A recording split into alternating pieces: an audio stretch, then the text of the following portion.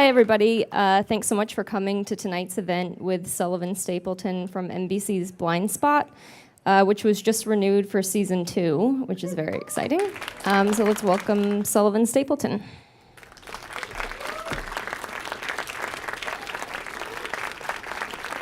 Hey, folks. How you doing? So yeah, we just watched a couple of clips from Blindspot. Yeah, I'm in that. I feel like a lot of people here probably know you from Strike Back or some of the movies you've been in, including 300, Rise of an Empire, and Animal Kingdom. But this is kind of a different beast, Blindspot. You know, it's already been renewed for a second season. It's the number one new drama of the fall. So what's that like? You know, how has your life changed in the past few months? The schedule's changed because I don't stop working, it seems. It's a heavy schedule, but it's great to know that's, I'm based here for the next, 2 years nearly. Mm-hmm. At least. Yeah, yeah, and hopefully more. So I guess, that's a great position to be in for an actor. Otherwise, you're an unemployed actor. Is it a lot of pressure, especially in today's TV landscape, to be sort of the leading man on primetime drama? Yeah, it's the pressure is to just keep working and show up every day, and it's non-stop. But to see your face go past on buses as you're talking to someone, we're walking along the street and there you go. To have that kind of pressure on you, and the amount of support that Warner Brothers and NBC have put into this show, and obviously giving us a second season, that puts a little bit of pressure on you, because you just sort of hope to God that everyone likes the show. We have a ball making it, but then you don't know how people are going to react to it, and obviously people are reacting well. Right. Because you guys are here. Tell us about how you were first approached, with the script. What was your reaction when you first read it, and what drew you to the part of Kurt Weller? The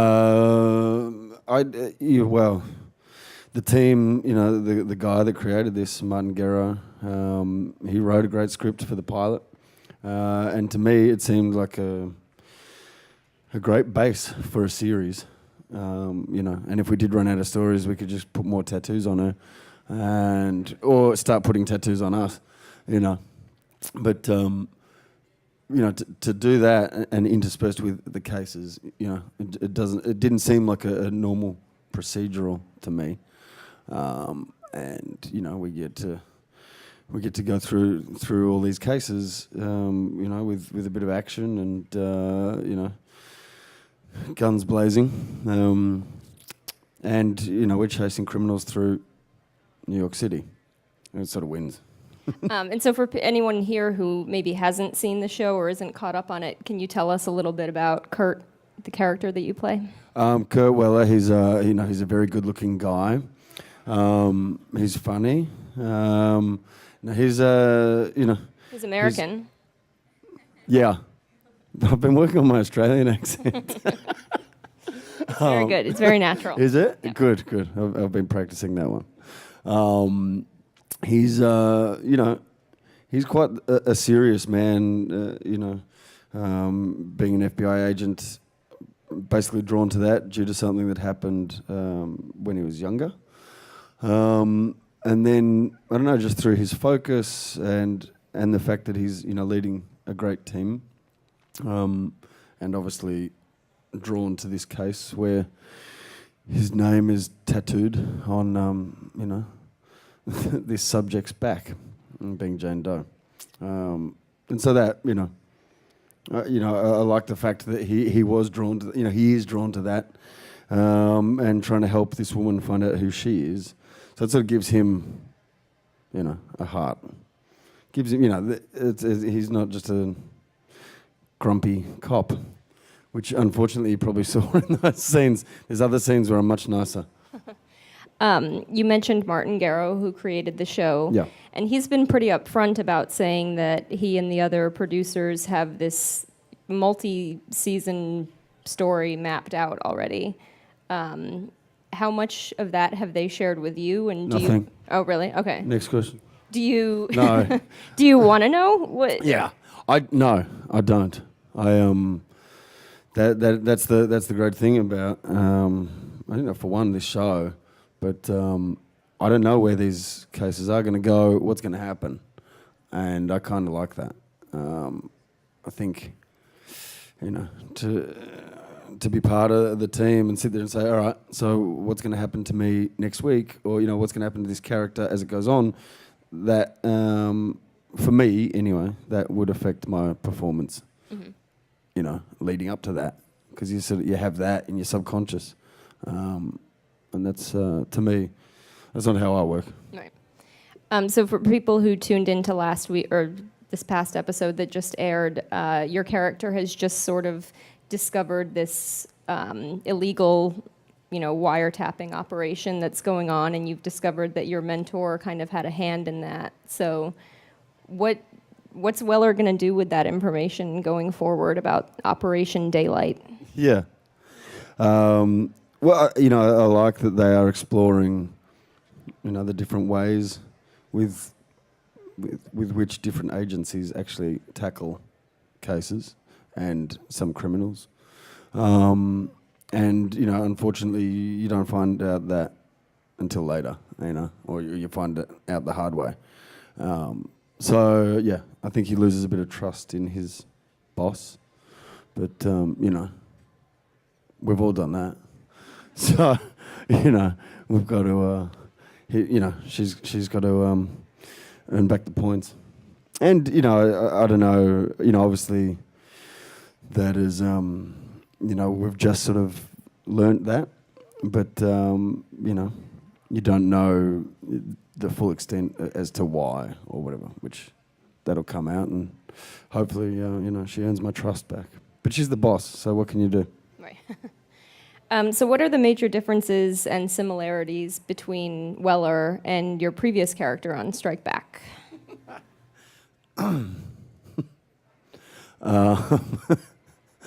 Well, if Kurt gets hurt and he says, ow.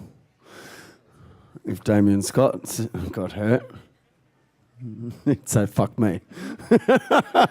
Yeah, he, it's kind of funny to not be able to swear. And to fight people or to get angry and watch what you say. You should try it. It's a real challenge. How many takes do you have to do? Lots.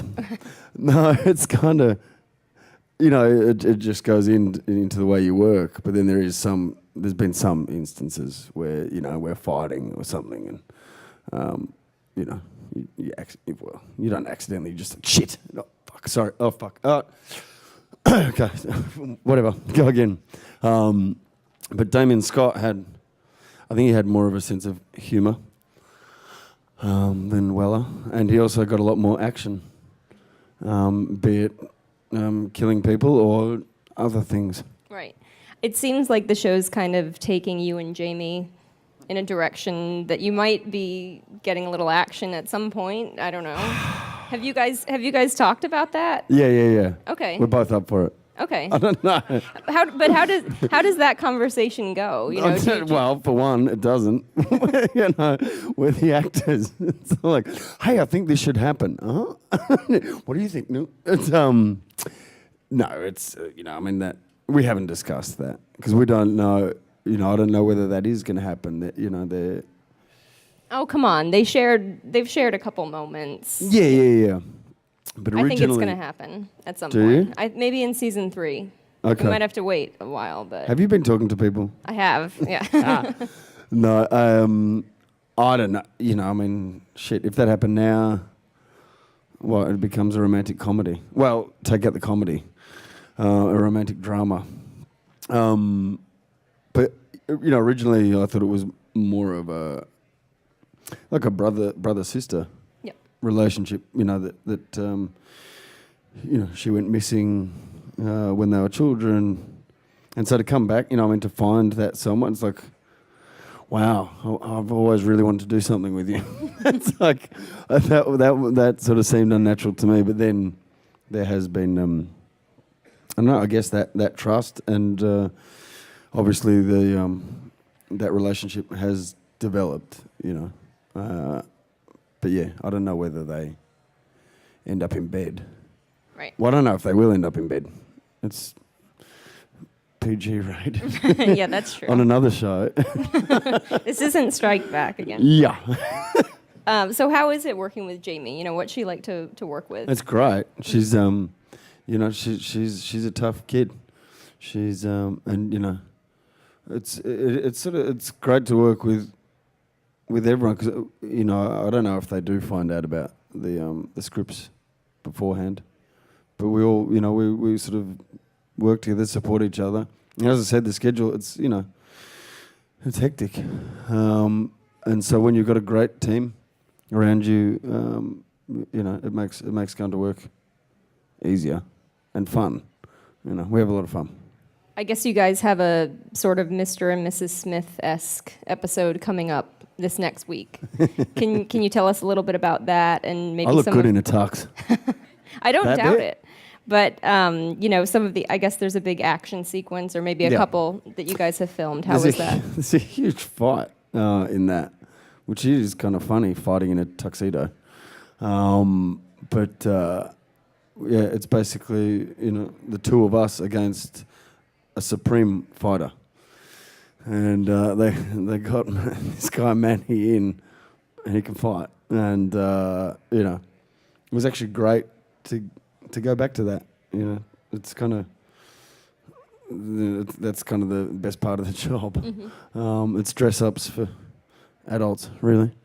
But yeah, we fly in and we're chasing a suspect through this party, wearing tuxedos, and going undercover. Mm-hmm. So we do pretend that we're a couple. Oh, okay. Yes. I don't know if I'm allowed to say any of this. Yeah, I've got nods back there. It's okay. Oh no, and she's thinking. How much What are they going to do? Fire me? How much choreography goes into a scene like that or an Shitloads. episode like that? A lot. It's a lot to to do like this fight goes on. I don't know. It's like a good minute or two of just non-stop action, but there's three of us in this fight, and so it's kind of that choreography about how hard he hits me to go down, and then Jane fights and she goes down. I come in. That's it takes a lot. And you had suffered a pretty serious injury on Strike Back previously. Yeah. Does that change your approach to things like this, or? Yeah, just don't hit me in the back of the head. No, not really. Okay. It puts at points it puts a bit of anxiety in there to to think what would happen, but you don't know. Mm-hmm. And I survived the first knock on the head. Right. So Obviously, hopefully, nothing that serious happens again. But do you get Yeah. kind of dinged up when you are doing these fight scenes? Like, yeah, you do. Mm-hmm. I copped an elbow to the cheekbone. from Jamie? No, from Manny. Oh, okay. And he can fight. And it was a good hit to the point where the camera operators actually heard it. Oh, And wow. to hear, like, bones hitting bones, they were like, whoa. But, that's the first time I've actually probably said that on camera. So, sorry, Manny. But no, the director and some of the bosses were saying, did you get hit? And I was like, no. Because it's not, you do get hit, and I'd prefer to actually get hit. It sort of gives a bit of realness to the fight. Yeah. Do you prefer, as an actor, I think that's one of those moments where I did swear. Oh, yeah, that makes sense. as an actor, do you prefer those big action scenes, those fight sequences, or the sort of monologues when you can just sink your teeth into? No. No, I prefer to fight than do Shakespeare. Definitely. You know, because leading up to those fights or after those fights is the acting. Mm-hmm. You know, so it's kind of nice to sort of, I don't know, you know, watch things rise to the point where it's like, well, you know, we can't talk anymore. Yeah. That's fine. You mentioned earlier that the schedule's kind of grueling. What's been sort of the biggest surprise? You know, you guys obviously got your back 9 episodes, and then you got an extra episode. So I think you're doing 23 or 24 this 23. season. So what's been the biggest surprise with that sort of schedule, and is it really that much different than a show that has limited number of episodes per season? Yeah, because I think you know the hiatus is obviously longer, but yeah, you know, it's in one way. I mean, I could sound like a bitchy fucking actor sitting here going, huh, "It's so hard and it's so it's really tough." I'm a working actor, and it's like, it is, it's tiring, to be working like non-stop. Some of the days are 15-hour days, 16-hour days. When you're in all of the scenes and you're talking all of the scenes, it's like, oh, wow. That's why I like fighting. But, to be in that position where there is that support, that these, the bosses are giving us another season. So I think we're doing something right. Mm-hmm. It's a good spot to be. Are you getting recognized a lot walking around by fans? No. Really? Yeah. No, yeah, I am. But for actual, it's kind of funny. I mean, it's for the show, but also for Strike Back. Mm-hmm. And then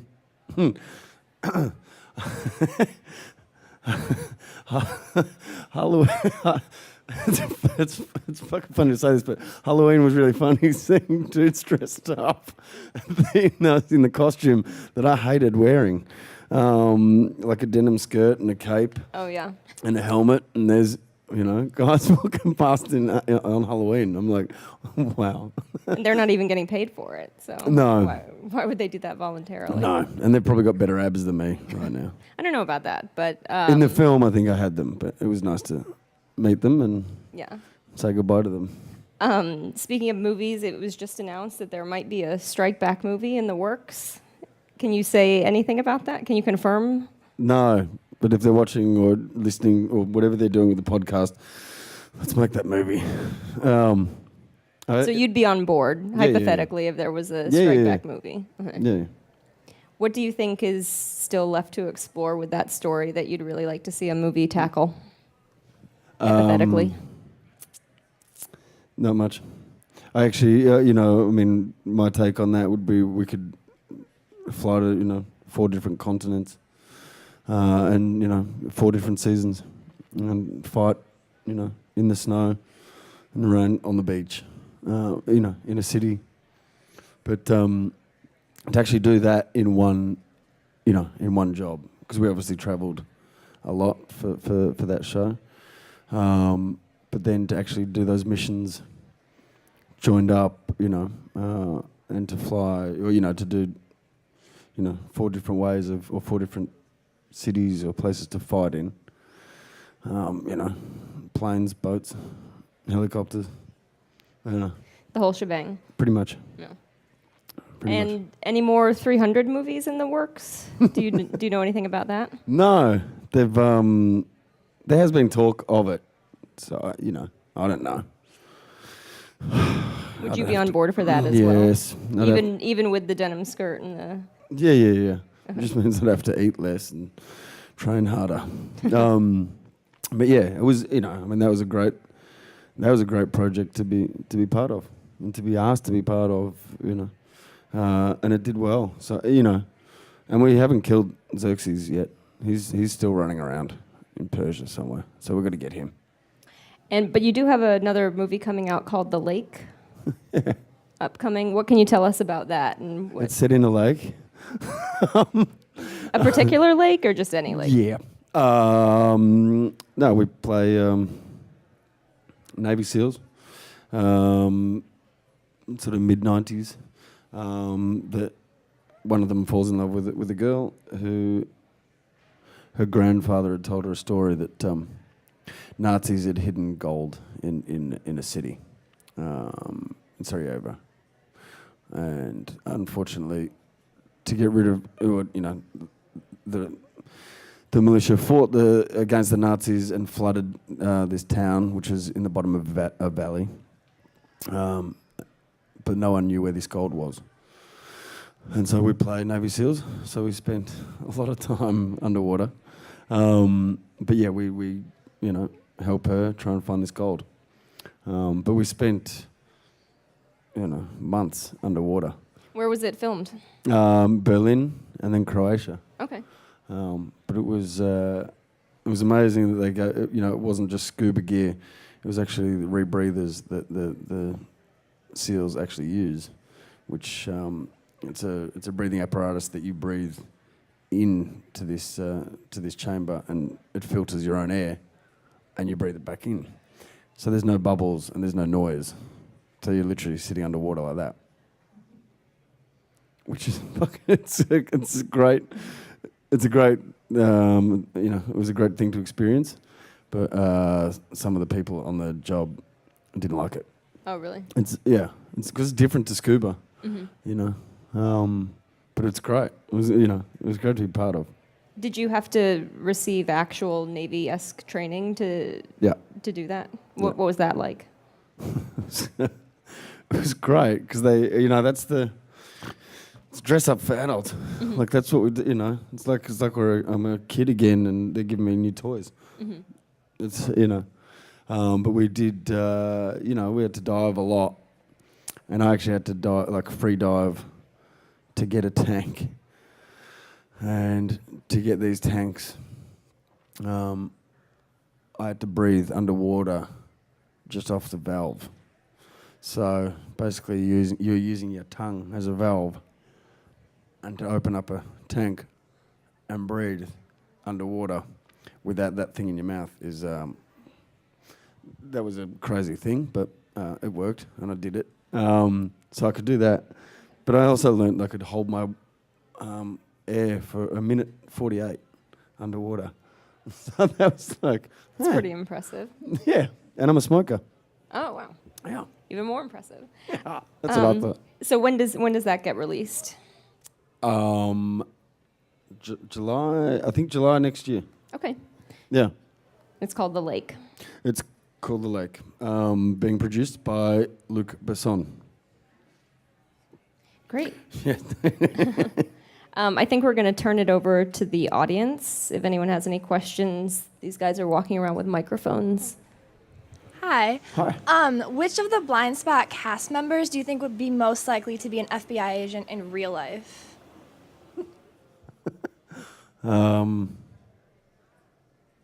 Me? Yeah. Me? Just on the knowledge of the weapons and, I don't know, some of the stuff that I've done. Yeah. I'd say me. Marianne Jean-Baptiste, the boss. She could definitely, she'd be a good boss. She's very bossy. I have two questions, if that's all right. That's fine. All right. Do you like Tim Tams? No. Well, I do, but mint slices are better. All right. How'd you come up with that? Because you're Australian. So Yeah. I thought I'd ask. Yeah. Do you like working on films or television better, or just working in general? Both. Whoever's going to pay me. No, it's there's great roles, there's great opportunities, in both mediums. So I think it's a pretty stupid thing for an actor to sit there and go, I just do films. It's like, okay, there's been some great TV shows and great opportunities. So yeah, either or. It's, it doesn't matter. I mean, here I'm doing a TV show and I'm based in New York. It's a great opportunity, and we've got, I'm working with great people, and then we've got awesome guest stars, to get onto set and meet Lou Diamond Phillips. And he's working with Robert Taylor on Longmire, who's another Aussie, and they're buddies. And then, we get along really well. It's just, it's really enjoyable. And then, I end up flying over to Berlin in Croatia to do the lake for, Luc Besson. It's like, shit, Yeah, good opportunities. So either or. Episode 2, you saw the scar. Episode 3, you got the DNA test. Episode 4, there's the tooth thing that they said. Wow. You seem really convinced that she, yeah. I'm really convinced that you watched the show. Shit. You seem really convinced that she's Taylor Shaw. Why do you still call her Jane? Is that like a... Do you want to say that to the cameras? I have no fucking idea. It's like, why, I don't know. Not a plot device. Well, I guess, I don't know. I guess that's the name that she got used to, or that we're not really 100% sure that it's Taylor Shaw. So, I mean, I have that feeling, or Kurt has that feeling, but, I think that's sort of personal beliefs, and, yeah, I think the rest of the team, and also himself as a professional agent, is actually smart enough to not sit there and go, okay, I'm just going to call you Taylor. I don't know, but it is. You should say that to the camera, because we're just as confused. We're like, hang on. So if those tests came back positive, then which way do we go? But yeah, I guess she'll forever be known as Jane Doe. I don't know. No. Good question, though. All right. So I was just wondering, since you wouldn't mind doing another Strike Back movie, you wouldn't mind working with Philip Winchester again. So I was wondering, would you be interested, or would you like if he guest starred on Blindspot? Like, would that be a possibility? Yeah. I don't know if it is a possibility, but I'd love it. I suggested that the team, go to Vegas to chase a criminal through Vegas, and then we obviously have to work together. Which, it'd be a great dream of mine. And vice versa, if they've got one of their cases that, shows up in New York, and they come to see the FBI, so, give us a hand. It'd be, I loved working with him, and I guess that's why I want to do the film, just to both get back to, a great project. But it was easy, we sort of moved just as one person, we knew each other really well, and the way people work with weapons and tactics, it just flowed with me and Phil. So yeah, I'd love to see him again.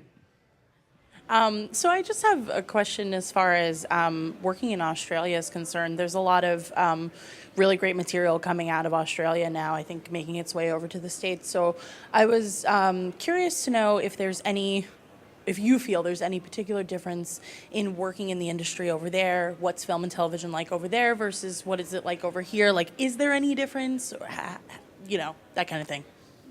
Probably the only difference would be this accent. It's not, I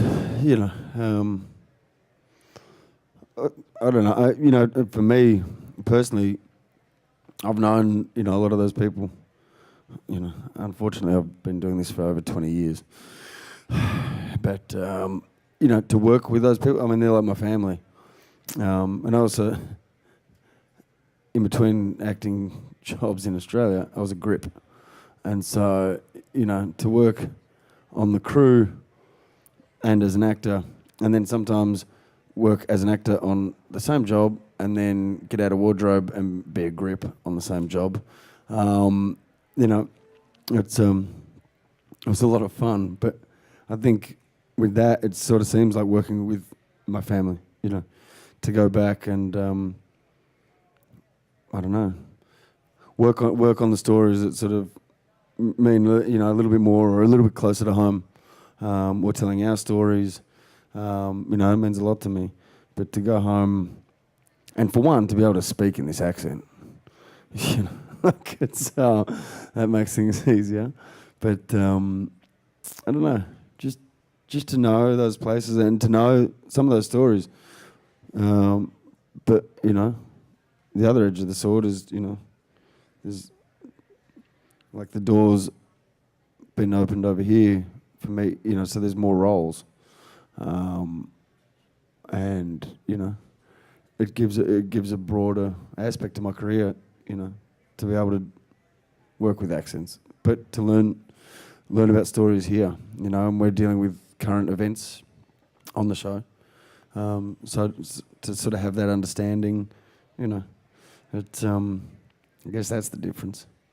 But it's great. It's awesome to go home and you know, work with people I've known for over 20 years. It's good. I really loved Animal Kingdom, and I was just wondering if you're surprised by the acclaim that it got.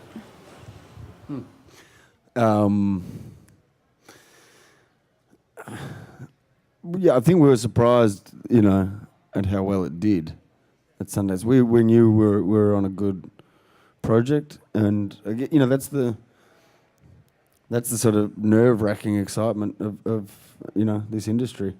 You make something and you have a ball making it, and you think you're on something good, but then you don't know until the audience sit there and go, yeah, it's actually good. And you're like, oh, good, okay.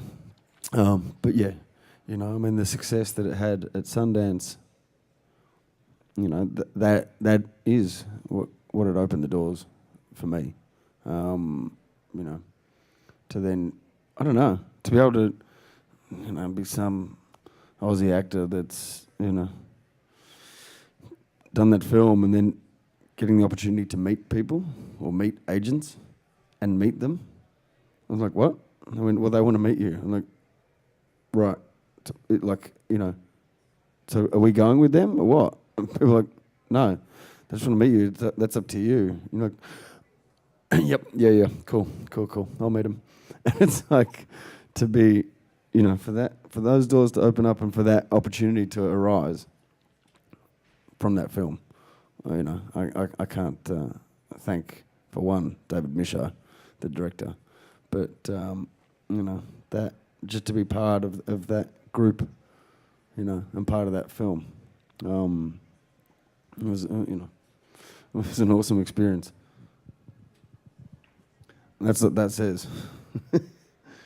That was in my arm on the film, because David, he wanted me to have. I was covered in tattoos as the guy was that I played in real life. He was covered in animal tattoos, and David said, "I want Craig to have an Asian tattoo," and I said, "What, like a dragon or a snake?" And he's like, "No, too cliched." And I said, "What? A panda bear or a koi fish?" And he's like, "No, no shit."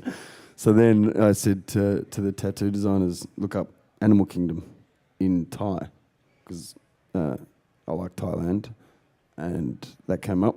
So that was down my arm. The people, when we did Animal Kingdom, you know, a lot of the makeup artists that have always told me never to get tattoos actually said, the tattoos actually suit you. You should maybe get one. And so I said, yeah, you know, I wanted to. And Dave and I think we were drunk at Sundance. And he's like, you should get tattoos. I was like, oh, well, I want one. He's like, you should get one from the film. I said, well, if the film does well, I'll get one from the film, the one that I designed. And so that was there a couple of years later. So how hard is it changing between accents? And do you ever get confused? Like, just change to English and then Australian? And do you speak any other languages other than English? Yeah, but probably can't. I speak a little bit of a lot, a few languages, but it's basically all the bad things. But it's I think it's getting easier for me to slip in and out of an American accent. But if I'm doing that accent, it means I'm getting paid. It means I'm at work. So hopefully it slips right in, and I can do that, or I can do other accents. Could talk Irish to you, right? But depends. Could do a lot of accents. On that note, Are we finished? I think so. Oh shit! Yep. Yeah, I think we're about out What are of we time. doing? We're going for a beer. Yeah. Great. Well, thanks very much for being here, and thanks to you guys for your questions. And Blindspot airs Mondays at 10 on NBC. Thanks.